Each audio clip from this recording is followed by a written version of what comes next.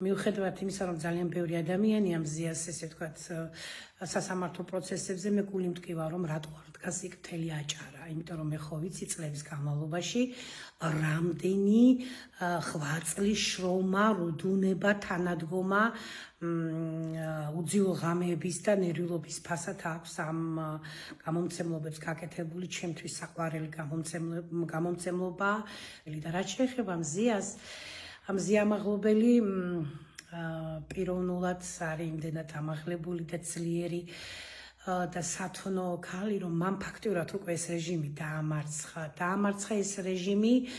იმ გაუტეხელობით, პრინციპულობით. მე უბრალოდ რაზე მწყდება გული, იცი, ყველაზე